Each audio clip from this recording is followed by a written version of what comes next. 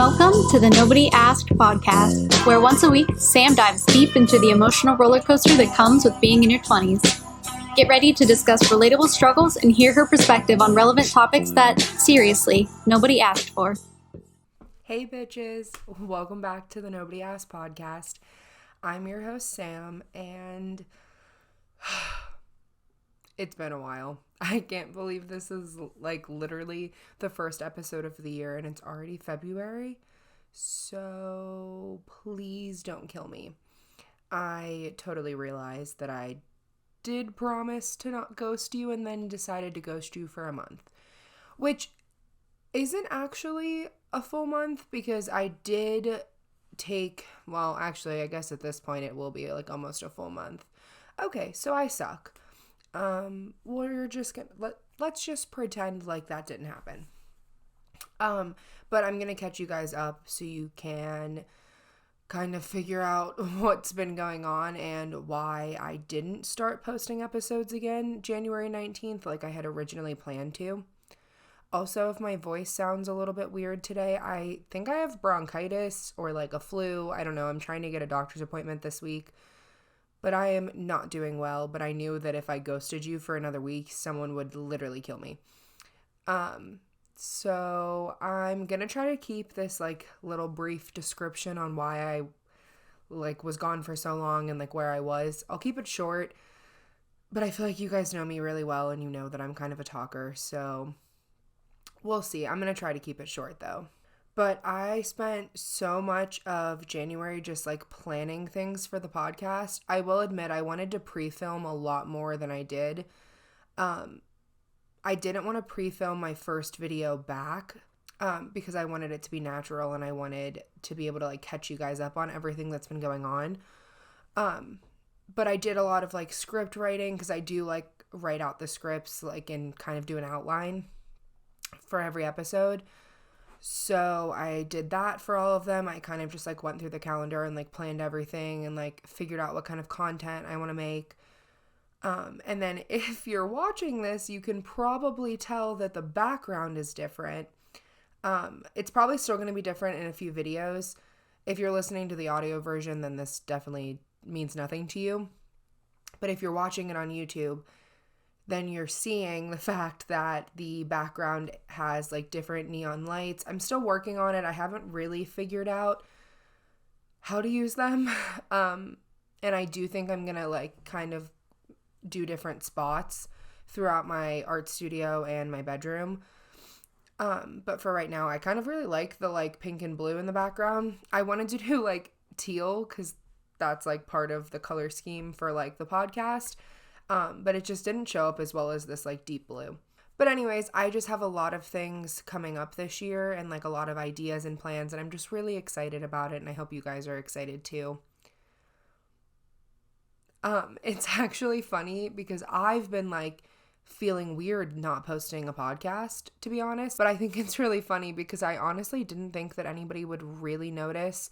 Like, I mean, I knew people would notice, but I didn't think it would really be a big deal. And it's just funny because the people that did notice and like were mad were like my friends. And I just think that's like honestly one of the funniest things. And it was kind of just a nice thing to know that like the people closest to me really like this podcast and like what I'm doing. Because they obviously talk to me in real life. So it was just cool that they like also really like the podcast. My like childhood best friend Madison was like, okay, you know, like it was funny and all like that we didn't post. It's cool that we took January off, but like what's up? It's February when I didn't post last week. Cause I did say I'd be back in February. So that is 100% my fault, but I just thought that was the cutest thing ever. But so the reason that I decided to take a break in the first place was that I wanted to give myself like a little bit of time after the holidays to just get back into the swing of things, I guess. I don't know. I just feel like December is so chaotic. And then even like the start of the new year because everybody's trying to like do all these New Year resolutions, but you want to rest because it's been crazy. And like the weather's usually not that great. And like I feel like the beginning of the year, there's a lot of like work stuff for everybody going on. So I just kind of wanted to take January to like or at least the first 2 weeks was my original plan. I just wanted to take that time to kind of like relax and just like regroup, figure out my plan for the year, and like start making new habits, I guess. But so that break was actually supposed to just be the first 2 weeks of the year. And it ended up being obviously much more than that, because this episode's probably going up the week of Valentine's Day. So obviously that was not my original plan. I did plan to just take the first 2 weeks, and then I actually ended up getting a job. You already know I had a job, but I ended up getting a new job towards like the middle to end of January. So that like whole thing just like threw me off completely, because obviously I had a lot of things that I needed to like close up, and like a lot of things that I needed to like do in those 2 weeks before leaving my old job and transitioning into my new job. And then my new job's actually a work from home job. So that had a whole nother set of like lists of things that I needed to do. I needed to get like my art studio set up. And obviously if you're watching the video version, you can tell that the art studio is different, like just the layout even. So I had to take the art studio and make it basically an office that I also would still be able to do some art in and like still film in and whatever. But that ended up taking a lot of time. I ended up painting. You probably can't tell because of the lighting, but the art studio used to be light green, and now it's like a pale like brown beige color. And then I painted like a bunch of like fun other stuff throughout the whole room. I'm probably gonna do a video on my personal YouTube channel, not the podcast channel, showing like the art studio and like my bedroom and stuff. So look out for that. But transitioning out of my current job into my new one definitely kept me pretty busy. And then you guys know I'm like so emotional. So even though I was really excited about my new job, and I still am, I love it. It's like honestly a very good fit for me. It was just emotional because it was my first job out of college. It was my first graphic design job, and I genuinely loved everybody I worked with and like loved working there. So I feel like for that reason, it was just a lot happening, and I just like wanted to give myself time to transition out of that job and like into my new job, and I wanted to give myself time to like really take in the moment and like, I don't know, I'm just so big on like experiencing the moment while it's happening and like celebrating, and I just did so much of that. So yeah. And I know it was annoying, but honestly the break was really needed. I spent so much time just like figuring things out, and like I spent so much time with Tony, and it was really nice because obviously because of the holidays we were just all over the place, and like I saw him all the time. Like we see each other on the holidays, we spend like I saw him every week, but at the same time, because we had so much happening in the month of December like everybody else, I was like, I feel like we actually spent no like quality time together, if that makes sense. So it was just nice to like hang out and spend like a lot of time with him and just like relax, I guess. And honestly, we both had a really big month in terms of career, so it was just nice to like celebrate like all of his success and all of mine, and like where we're at in life. And not that like my last job was holding me back by any means, but obviously I talk about it all the time. Tony lives in another state, and it's not that far. It's like a 40-minute drive. So it's really not that bad. But like realistically, we will eventually need to move, and that's always been the issue that we couldn't figure out. Like I needed to be here because my job was here, and he needed to be where he's from because that's where his business is. So honestly, me getting the remote job, even though we're not moving out probably this year, me getting a remote job really made it feel like we can now start taking the next steps that we want to. So for that reason, like it was just something huge to celebrate, because it kind of felt like our life was no longer on pause, if that makes sense. So yeah, I don't know. I'm just really excited. I love my job. And I don't think I have anything else to say to catch you guys up. But honestly, talking about Tony and our future was a pretty good transition. So you probably already know from the title, but we're going to talk about soulmates today, which I'm really excited for because honestly, when it comes to like love and romance and all of that stuff, I'm probably one of the lamest people to exist at this point. I don't know. I'm just like so passionately obsessed with like romance, love. I don't know. I just think like love is genuinely one of the greatest gifts that anybody could ever receive. And I just think I feel like people take for granted how rare it actually is because everybody is like, okay, you grow up, you get married, you have kids. But like to actually find the person that you're like, that feels like the rest of your life. Yes, it's not actually that rare, but I still think it is at the same time because especially if you end up dating somebody that like your paths wouldn't have crossed, which we're going to talk about that later. And I just think it's crazy that like some people can get you more than anybody else on the planet gets you.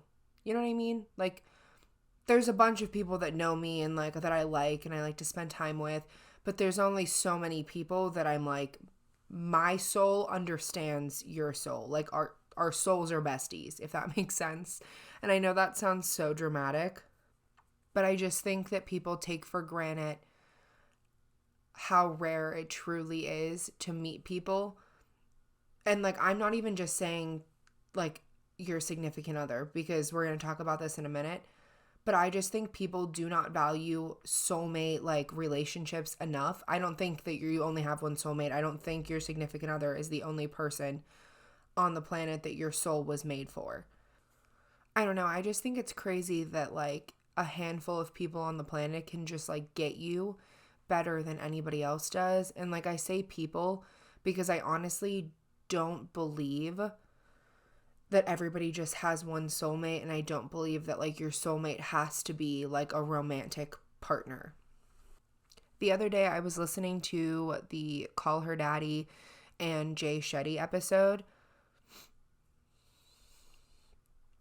The other day I was listening to an episode of Call Her Daddy where Jay Shetty came on, and he was talking about how people don't value other forms of love that aren't romantic.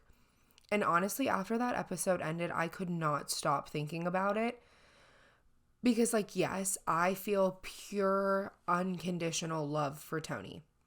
But also, Tony's not the only person on the planet that gives me that same type of love. The pure love I feel from Tony comes from other people in my life too. I think it's just a different type of love. I don't know. I'm not even talking about like a random friend or like an acquaintance. I'm talking about like the few people on earth that just get you. And it's like your soul is completely made for them. And like, I don't know, I guess I'm talking about the people whose like paths crossed with yours. And it's like there was like, you had no choice. Like no matter what, the world was going to make sure that your path crossed with theirs. And like those people love me just as much as Tony does. But I think we're just so used to society romanticizing like love and relationships that I feel like we don't even notice or like value our other soulmates and our other relationships and like the other types of love that we experience. Don't get me wrong, I'm absolutely part of the problem. I'm a absolute whore for like a good Hallmark movie or like Pinterest. I fucking love going on Pinterest and looking up like old-fashioned, cute, romantic, like lovey type of shit. And like honestly, I would say that's one of my top 5 personality traits, like being genuinely just like old-fashioned, so obsessed with love and romance. Ugh, but I just love the concept of like a classic love story. And I know that I'm part of why the world is toxic, and I apologize for that. It's funny though, because I'm literally like the worst type of feminist, because I'll get in a screaming match at the bar with a man like about women's rights, and like I'm the first friend to be like, fuck him, you don't need a man. But then like also I'm like, I do need Tony, but like fuck men, but like not Tony because I need Tony. But like you don't need a man, but I need Tony. And like it makes no sense, and it's honestly the most complex part of my personality. But also, I guess it's the most honest part of my personality because I genuinely do believe that people can be happy without a significant other. And I think everyone requires different types of love. But like with that being said, I know if I'm being honest with myself, the type of love that I have, like that Tony gives me, is the type of love that my soul has like literally craved my entire life. So I guess like what I'm trying to say is if you're being true to yourself and you're not hiding behind the fear of getting hurt, then keep doing what you're doing because I think it needs to be normalized to be able to be filled up by other types of love that aren't romantic love. I don't think you have to have a significant other to have it all. And like my soul has been craving the type of love I get from Tony my whole life. But in the same sense, my two college best friends, Kylie and Maya, for example, they are the type of ride or die, like friendship that I've always wanted. Like I would honestly say my connection with them is just as strong as my connection with Tony. But like my connection with Tony is obviously different for a lot of reasons. But like in terms of soulmates, I think they are just as much my soulmates as Tony is. I think they're just my soulmates in a different way for different reasons. And even both of them, like they have the same ride or die, like friendship energy, but they're still very different people and they hold completely different places in my life. And even like my childhood best friend Madison, for example, we have an entirely different friendship than me and like my college friends. But I think that's what makes it special. She's literally known me my entire life. And I don't know a lot of people besides like my family that I can say that about.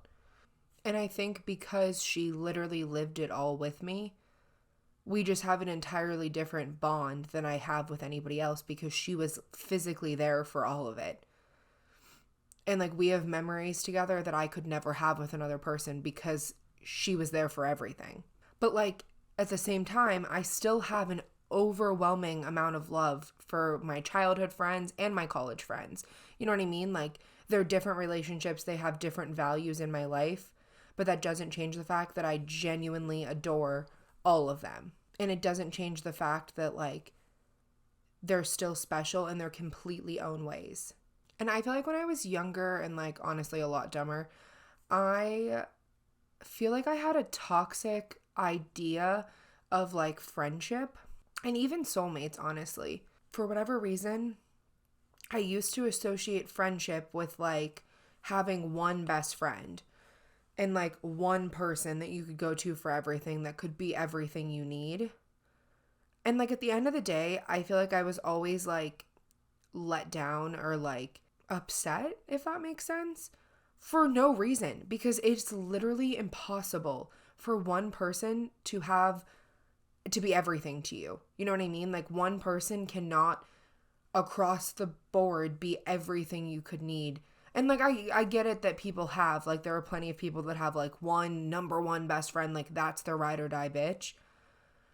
And that's fine, but I just don't think that's practical for me. And I think the older I get, the more I've really started to appreciate like the different kinds of friendships that I have and like the different places that they hold in my current life.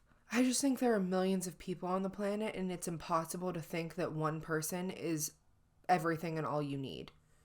And I don't necessarily like I don't mean that in terms of like your significant other. Like I don't want to get married more than once. I genuinely believe like eventually marrying Tony will be the best decision I will ever make.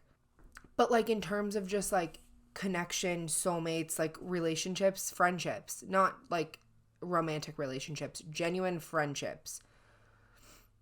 But in terms of soulmates, I just think life isn't supposed to be about finding that one person that's everything for you. I feel like it's about finding the few people that make all of the experiences, all of the ups and downs, like everything that's chaotic about life and existing, worth it.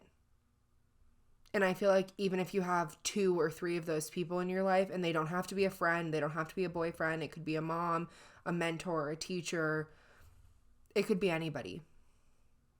But I genuinely think if you even have 2 or 3 of those people in your life, you're doing something right. Because I think everyone focuses on finding their soulmate. Everybody focuses on finding their husband or whatever it is.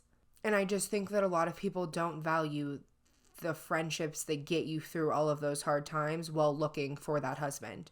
Because yes, Tony is my absolute soulmate, but Madison's the one that picked my ass up off the floor 100 times in tears over a boy. You know what I mean? Like, Kylie's the person that sat in my dorm room while I hysterical sobbed and chugged wine in college after getting my heart broken. You know what I mean? Like, it's just, I feel like people are so focused on finding their significant other, and I'm guilty of it. Like, and obviously I'm lucky enough that I already did find him, but like, I'm guilty of valuing a relationship over my friendships, and I just feel like that's something I will never do again. And as I got older, like, I just value like my friendships and my relationship with like my grandma, my parents, like whatever it is, so much more. But I also think that like maybe this is relatable, but I always struggled with feeling like every single person that came into my life like had to be my forever friend. And that's just not realistic. And it's honestly hard to put that much pressure on a relationship. And like in reality, I think it's actually more common to have like for now friends. Like nothing has to happen. You don't have to get in a big fight. There doesn't have to be a falling out. I just felt like every person that I became kind of close with needed to be like a bridesmaid at my wedding. And it's like, that's just not realistic. How many bridesmaids do you want to have? Because that's just not realistic. And I just feel like it took me a long time to be able to value those relationships and like just take them for what they were at the time. And I think you just have to cherish the memory of them and cherish the time that you were that close. And like, you can still root for them, like be happy for them. I feel like it's the same concept that I believe in terms of like love and relationships. And I know that like some people believe that every single person has one soulmate on earth. But like to me, I just think that doesn't make any sense. And I think it's similar to friendships. I think that there are multiple people on the planet that could be your soulmate. But I don't know. I think that makes no sense. And I just think that it's similar to friendships in the sense that I think there are multiple people on the planet that could be your soulmate. But I think it completely depends on every choice that you make and like every choice that like your soulmates make, if that makes sense. And I know not everybody's going to agree with this, and that is completely fine. This is just what makes sense to me and what I've always thought.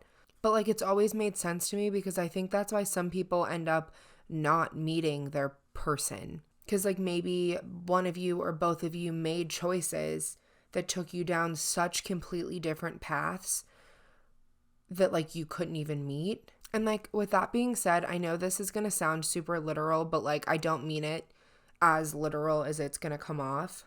But like, I don't know, I do believe that everyone is like a different level or like percent match for you. Okay, so for example, let's say you have 5 soulmates on earth.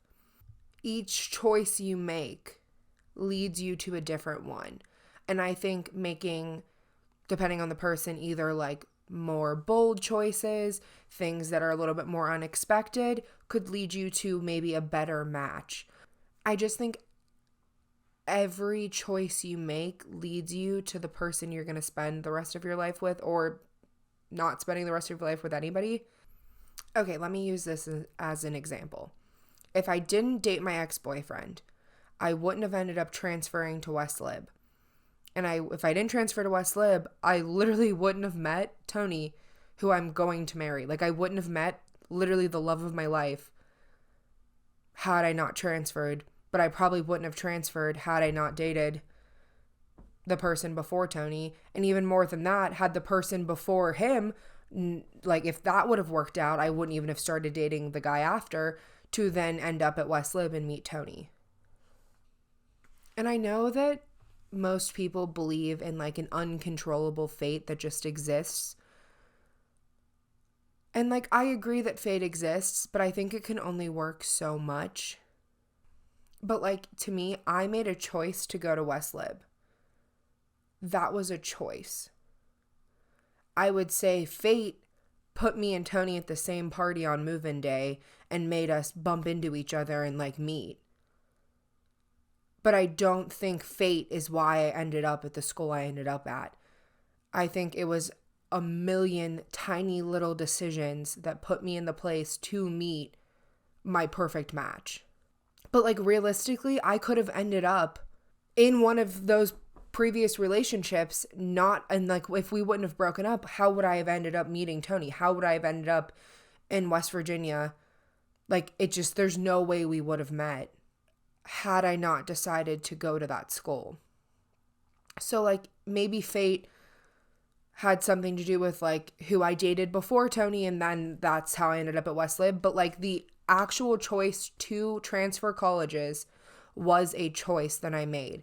That I can't see in my mind how fate could do that. I chose what I thought would be the best thing for my education and future, and that choice led me to West Lib. But I think fate put us at the same party. There's no reason. We were both at a party where neither of us really knew anybody. Like we had no reason to be there.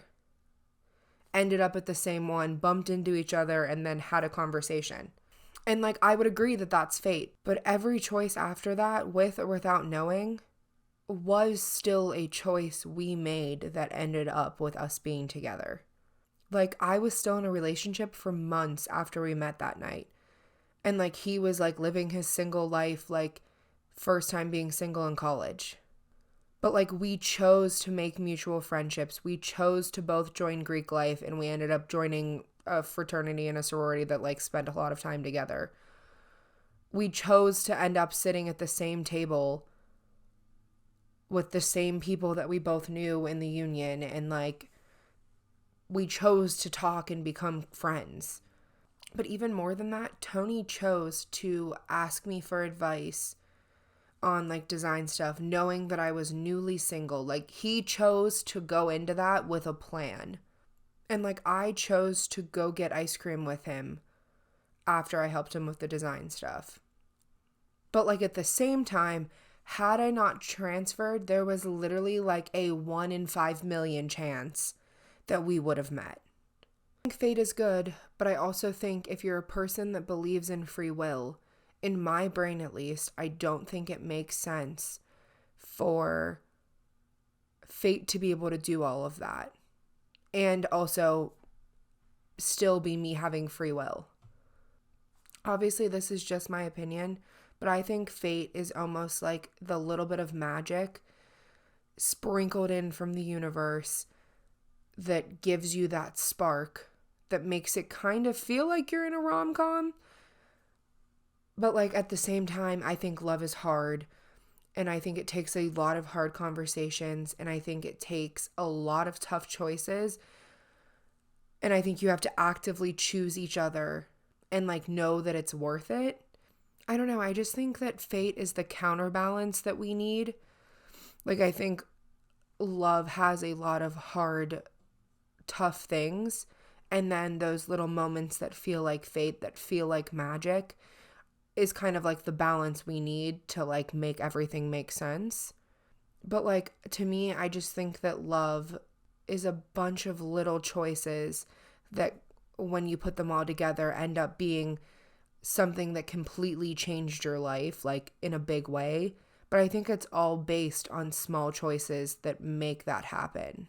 Okay, so I have a few mindfulness books that like I love to take prompts out of, and like I've been like working on journaling, and like last year I was doing like a ton of journaling, and I chose this question that was from my journal prompt from my book that was like, what sets your soul on fire? And I'm gonna read you part of what I wrote that day, because honestly, it's one of my favorite things that I've ever written. And I also really believe that love is something that should be celebrated and cherished, because I think it is so rare. But I think that romanticizing relationships and like showing your relationship on TikTok and social media and everything makes it seem so common. But at the end of the day, how many people are posting all these happy pictures but are miserable and they end up breaking up, which is fine. Not everybody's going to be your person. But I think social media makes it look like everyone on the planet's with their person when most people are not with their person yet. But I feel like people are so scared that they spend so much time trying not to get hurt that they end up missing the love that's literally right in front of them. And like, I've always been like a love hard, die hard kind of bitch. And like, obviously it didn't always work out for me, but like, I can genuinely say I don't regret a single tear because I've always stayed true to myself. I've always known that my end goal, like I've always wanted my person. I've always wanted to be madly in love. I've always wanted that. And I know that's not everybody. Like, I know there's a lot of people that like didn't date till college or like didn't even really think about it. And like, that's fine. We're like, it's okay to have completely different priorities.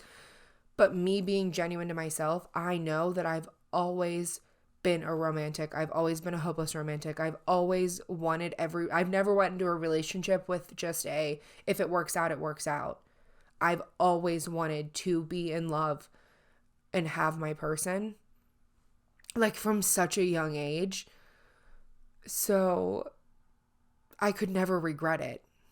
And I could never be scared. Like, no matter how many times I've had my heart broken or I've broken somebody else's heart, I feel like I've never had the like, I can't do this again mindset, because I just always hold on to, I love the feeling of being in love. And I just think love is something that's so worth the possible pain. And I know that's not everybody's experience, but that's just how I've always felt. Okay, anyways, let's get back to the journal entry, what sets my soul on fire. I think this will give you a pretty good explanation of what's going on in my brain. A love that I have truly never experienced before this. A pure, unconditional love that makes every single bad day better. It's so weird that the love you never saw coming is the love that changes you forever. I love him with my entire heart, but more importantly, I love him with my entire soul. Some people are lucky enough to meet a great love and end up with them, but I genuinely believe that people end up with someone who isn't necessarily their soulmate, and I think that that's fine. And I think you can be happy and fulfilled with an amazing person, but I don't think that everyone ends up with their soulmate. I think it would be impossible for every person to meet the person that absolutely sets their soul on fire. But from the bottom of my heart, I know that I met the person whose soul was created purely for mine. I have never experienced such a pure, genuine connection between two human beings, and I genuinely think everyone has 2 or 3 people that are so close to perfect that you could have a full and happy life with them. But to meet your soulmate, the one person who is your perfect match, is rare. I am lucky and was blessed with that person. And to understand someone inside and out genuinely and like genuinely laugh with them is so rare. A love that is pure and uncontrollable, that it consumes you. A love that brings you a deep, uncontrollable connection between 2 people that might have never met without the help of the universe. I think the 2 or 3 people you end up with can sometimes be the easy choice. Not that the relationship is always easy, but I feel like you have to take risks to meet your soulmate. So sometimes I feel like those other great loves are just the less risky choice. Still important and still valid loves. But in my brain, the risky love, the love where you have to give every ounce of yourself, are the epic love stories that everybody deserves. Giving someone so much of yourself that they have the power to destroy you is the scariest thing that I have ever experienced.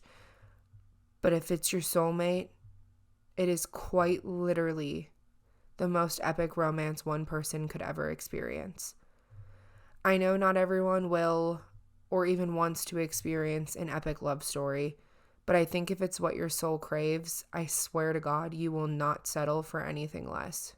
And I know that kind of love is not what everyone wants or needs, and that's perfectly fine, but it's everything that my soul has been craving for the past 20 years. That was a lot. I hope that helped, kind of. I was trying to not have to read it, and like I was trying to like write how I felt and like be able to express that in the podcast without just reading that. But I honestly think that was like the best description, just like straight from my wine drunk brain about how I feel and like how I view soulmates. And like I just wanted to be clear, I'm not even saying that like a more predictable love story isn't your soulmate. That's not what I meant by that.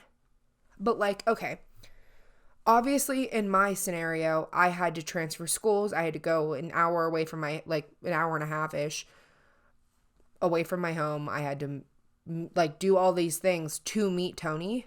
And like, I think it's going to come off like that's what I'm saying you have to do to have a soulmate, but I don't think that. And I'm going to use Madison, my childhood best friend, and Nick, they're getting married in July, as an example. We grew up together. They've known each other for years. They ended up dating.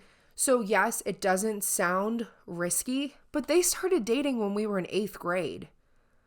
To start dating in 8th grade and actively choose each other every year all the way up until 26, that's a big thing.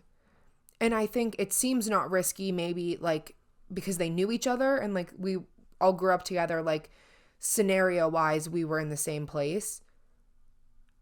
But not a lot of people in our generation are with the same person they dated in 8th grade.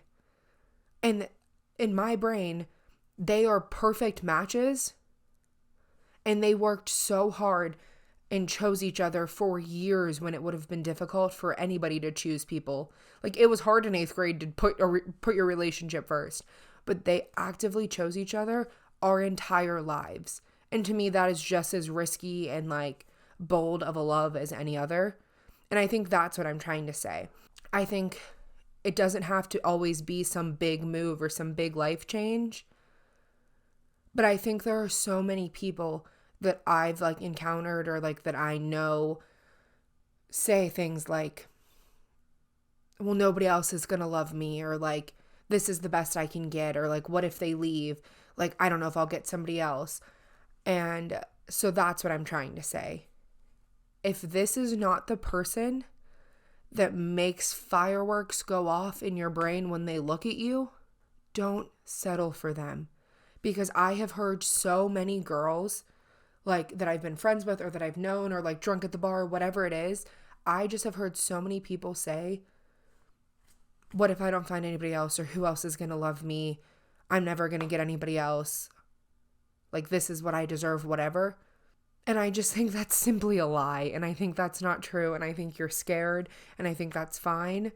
But like, at the same time, it's not fine, because genuinely being completely in love with somebody and being with the right person and standing up for yourself and fighting for the love that you actually deserve, not the love you're just accepting and settling for, is the greatest thing that could ever happen to you.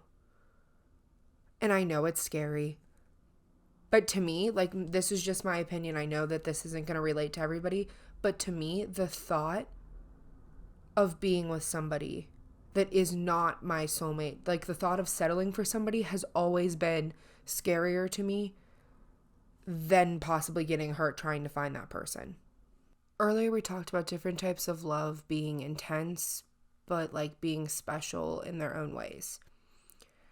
And for me, when I think about it, there are a good bit of people that I would take a bullet for, like that I consider my soulmates, like that mean everything to me. And like they're all people I see in my future. I think I understand why society says that we should value our romantic relationship more than our other relationships. And I think in some ways it is super valid. But I just think that like it's important to prioritize your relationship with your friends also, and like with other people in your life. But like for me, it does make sense. Because like I think the difference is I see all of those people in my future. You know what I mean? Like I can picture them with my kids. I can picture them playing a big part in my life. But then when you think about it, yes, I see them all in my future, but Tony is my future. And like the life that we're going to build together, the daily moments that I will only ever experience with him. And like our kids, like they're going to have his humor, my attitude. And like, I don't know, those are all things that we will only experience truly together. And like my parents will know our kids, my friends will know our kids. They're going to be the aunts and uncles to our children. But Tony's the only one that's going to be up at 3 a.m. with me getting thrown up on. You know what I mean? Like he'll be the one awake with me at 4 a.m. trying to give our children a magical Christmas. So in that sense, I get the difference. But I think the pure love there is still the same with other relationships. But I think it's more of like he's my partner in crime. He's my person. But that doesn't mean that my friends that I'm so close to don't have the same kind of unconditional love that me and him have, if that makes sense. Like that doesn't mean they're not my soulmates. And like I tried for so long to be like the cold-hearted girl and like pretend like I didn't care or like need anybody. But like in reality, like when I think about it now and after a lot of therapy, I feel like I've always desperately needed and like wanted my person in my life for as long as I can remember. Like I've always had a boyfriend and I've always wanted whoever I was dating to be the one. And I feel like that's why a lot of people end up settling, and I was always in a position where I was more than willing to settle. And I'm so happy when I look back that I didn't settle for those things, because then I wouldn't have ended up with Tony, where I don't feel like I'm settling at all. And I just feel like that I've always been so serious about dating. And like, even when I was too young to be that serious, like everybody else I was friends with was just kind of like dating or not even dating at all. And I feel like I've just always been a hopeless romantic, and I've always wanted someone that genuinely gets me, that genuinely understands every part of me, and it's a safe space, and like they feel like home. And I feel like I didn't realize how badly I needed that until I met Tony, and he gave me that safe space that felt like home. And then I felt like at that point I was able to be soft and emotional, and it's just been like a freaking mush pit of spiraling since then. Like ever since we met, I swear I've just gotten so much softer and like more loving and emotional. And I think so much of that comes from being with somebody that makes you feel safe, because I've dated so many people that like have said to me, like the common thing I've always been told at the end of a relationship is that it felt like I didn't care, or like I didn't need them as much as they, like, you know what I mean? Because I was never as emotional as I am, like not even emotional, but like emotionally available as I am now.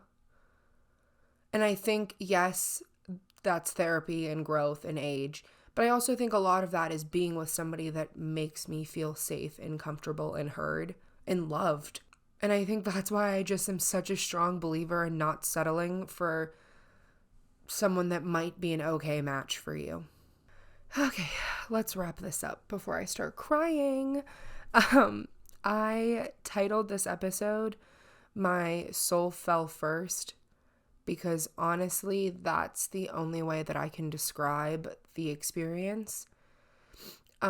Tony literally made his move like one day into me being single, and I had genuinely planned on being single for a really long time before even trying to date. And like we joke about it all the time, but like the last thing I wanted to do was fall in love with him. And I think I was so scared to go on like the initial ice cream date, because I just knew something was so like warm and different. Like I felt like I had and I did know him. We were like kind of friends, but we weren't super good friends. But he just had this like feeling of like I've known him my whole life. even though I didn't. And I really barely even knew him in the grand scheme of things. And I was just so scared, not even scared to fall in love, like, because like I said, I'm not scared to fall in love. I just really thought I needed to be single for a while. And like, in the hindsight, we always talk about it. I probably should have been, but he was an angel, like, during it all. I don't know.